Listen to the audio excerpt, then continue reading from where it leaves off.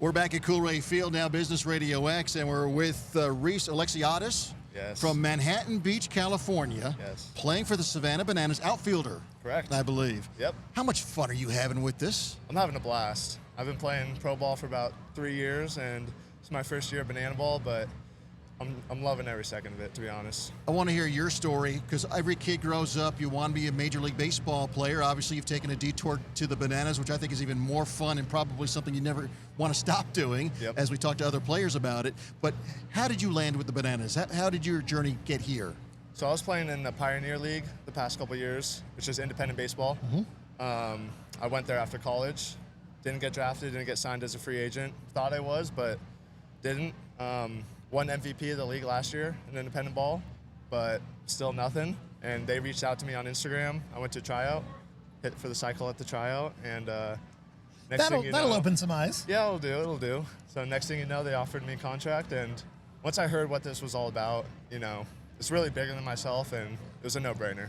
Reese, one of the things the Bananas are known for is they certainly play competitively, certainly top-level baseball, but there's always a little bit of flair added in. There's always a little bit of extra stuff. So I want to know, before you came to the Bananas, was there anything as you were coming up when you were maybe in high school that you would kind of do on the field?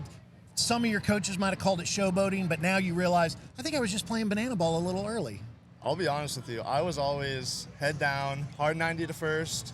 You were a by-the-books guy. By-the-books guy, do the things the right way, baseball way. Yeah. So then if you came up that way, what was the first thing you did in a Bananas uniform that you went, oh, I think I can do that. Oh, there's more to this game than always following the rules? Well, our first series, one of the cool things I did was I made the last out of an inning, and instead of going back to the dugout, I just went into the stands, hung out with the crowd in left field. This was in Tampa. And all the stuff really that you would be fined for in professional baseball, here they encourage you to do things like that. Yeah. And it was awesome. It was really cool. So I noticed you're number 2. Yep. I have to ask the obvious question. Is that because of Jeter or someone else? I'm a Mets fan. Okay. So it's not because of Jeter. There you go. So now Reese is not going to talk to me the rest of this interview, so perhaps kidding. You should. Yeah. So did you get to choose the number? I gave him a bunch of different numbers. Okay. And this was given to me. Well, then I'm sorry I brought up Jeter. I really am sorry. I should have. No, I respect Jeter. Absolutely. 2 weekends ago, you got to play in front of 41,000 fans at Minute Maid Park, the first Major League Baseball stadium that the Bananas have played in. You've got, I think, 5 more Major League ballparks. Talk about that experience, because now, you may not make the major leagues. We don't know. We hope you do, but you may not. Maybe you are a Banana for life. What was that like, though, in Houston? I'll be honest, all of us, I felt like we're prepared for it. I think, at least for me in independent ball, we prepare for that stage exactly.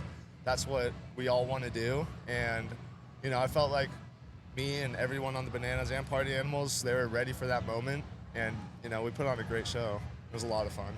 What's been your favorite moment during your first season you talked about going up into the stands. That's got to be a great fan interaction. What about pregame, postgame? What are some of the things because one of the best things about banana ball is it includes the crowd. Yes. And the crowd is a team member because of the foul balls, and then also the pregame, postgame. Talk about some of those experiences for you. Well, one of the cool things, I did, when was this? Last year was in LSU. There was a little girl out in the stands. She had a blue light up blue cowgirl hat on. And so we traded hats for a half inning. I wore it out there, and then I gave her one of my broken bats, and that was really cool. Nice. I saw one of the outfielders doing selfies during the first game of today. Yeah. So, I mean, I guess you can do pretty much anything. Hopefully between innings. Well, that by the book. In MLB, everyone's so just focused on their performance, and, the fans, they come and never really get to interact with anybody. And here it's you're definitely going to interact with at least one player. And it's so funny, when you were coming up, I'm sure you had many coaches who told you, hey, stay loose, stay loose, stay loose. Yeah. I would imagine there's a whole nother level of staying loose when you're playing banana ball. Yeah. And that, to me, is how you perform your best. Loose, confident, having fun. When you put too much pressure on yourself, you tend to fail. But I do want to ask you, as someone who still is playing at a high level, just with a different type of game, you probably still remember your first hit as a banana in a game. What was the count? What was the pitch? And what did you do?